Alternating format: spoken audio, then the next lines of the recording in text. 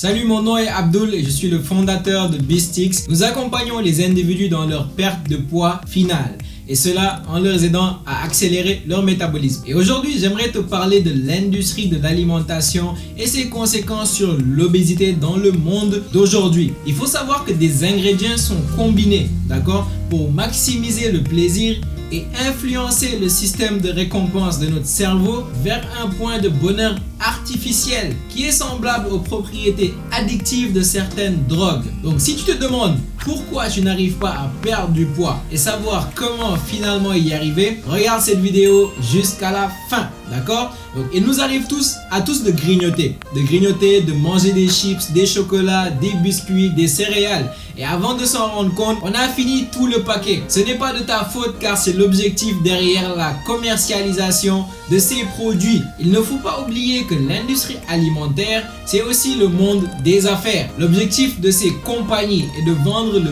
plus de produits possible pour satisfaire les actionnaires de la compagnie. Et pour cela, il faut trouver un moyen d'augmenter la consommation de ces produits, ce qui a comme conséquence la surconsommation. Donc pour mieux comprendre ce complot qui nous a emmenés à un point de l'histoire, là où en ce moment il existe plus de personnes en surpoids qui marchent sur terre que de personnes en sous-poids, nous allons retourner dans les années 50, plus précisément aux États-Unis. Ok? Donc le problème qui se posait était le suivant, que les maladies cardiovasculaires étaient devenues la cause principale de décès, au point où être atteint de maladies cardiovasculaires était simplement considéré comme un signe de vieillissement, d'accord? Donc quelque chose de quasi inévitable. Puis Ancel Keys, un psychologiste, donc un physiologiste, excusez-moi, qui se spécialise dans la recherche des conséquences de notre alimentation sur les maladies, a sorti la théorie que c'était lié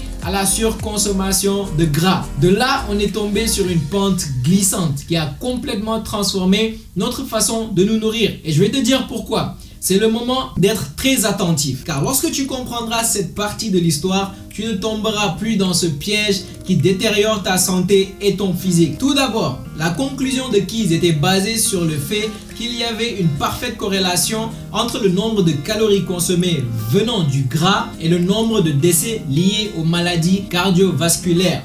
Mais tiens-toi prêt, voici deux éléments importants. Le premier est que 6 pays étaient inclus dans l'étude. Il a exclu 16 autres pays que s'il était ajouté, avaient refuté cette conclusion. La France par exemple, ne faisait pas partie de cette étude. Tandis que c'est un pays qui depuis la nuit des temps est connu pour le fromage et pour le beurre.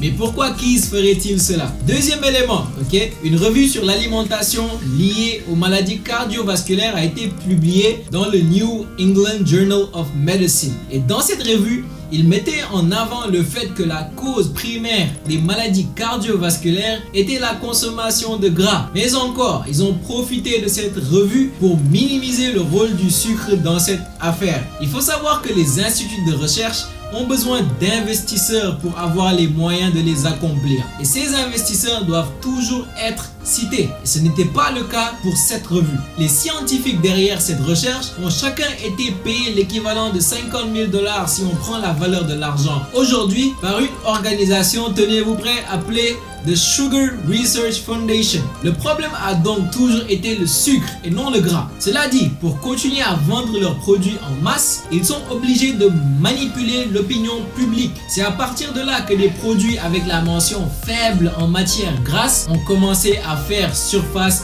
pour diaboliser le gras. En enlevant le gras des aliments par contre, ils sont obligés de le remplacer par autre chose qui va être quoi? Du gras ultra transformé. Tu vas maintenant comprendre pourquoi tu n'arrives pas à perdre du poids, d'accord? Durant le processus de transformation, les indicateurs de satiété sont exclus des aliments. Donc normalement, il y a un processus par lequel notre cerveau reçoit le message d'arrêter de manger car on est bientôt rassasié. Donc il y a des éléments dans la nourriture qui provoquent la production d'une hormone appelée la leptine qui est responsable d'envoyer le message d'arrêter de manger au cerveau. Et cela fait que tu tombes dans la surconsommation en donnant beaucoup plus de calories à ton corps qu'il ne peut brûler. Et logiquement, tu prends du poids. Le pire dans tout ça, c'est que non seulement ces aliments sont ultra transformés, mais ils sont très caloriques et très pauvres en nutriments. Mais ça, c'est une toute autre vidéo. Il est important de savoir cela car cela te permet de prendre de meilleures décisions concernant ta santé. Maintenant, si tu te demandes, Abdul, qu'est-ce que je dois faire? C'est simple. Et non, ce n'est pas de faire un régime, ok? Lorsque tu repenses à l'histoire, nos ancêtres ne pouvaient se nourrir que de la pêche, la chasse et la cueillette. L'idéal, c'est donc de prendre 80% de tes calories d'aliments non transformés. Ici, on parle de quoi? On parle de viande, on parle de poulet, on parle de poisson, ok? On parle de légumes. Et ensuite, les 20%, tu peux les chercher ailleurs dans les aliments transformés. Car qu'on le veuille ou non, pour beaucoup d'entre nous, on prend plaisir à manger une glace, à manger des frites ou bien à boire un soda, d'accord? Mais en suivant cette règle de 80-20 et en état dans un déficit calorique, ce n'est que question de temps pour que tu retrouves ton poids santé et que tu te sentes bien dans ton corps. Si tu as appris quelque chose d'utile aujourd'hui, je t'invite à t'abonner à cette chaîne YouTube. Laisse-nous un commentaire et dis-moi ce que tu en penses. Et si tu veux avoir accès à ma formation complète pour régler ton problème de surpoids à jamais,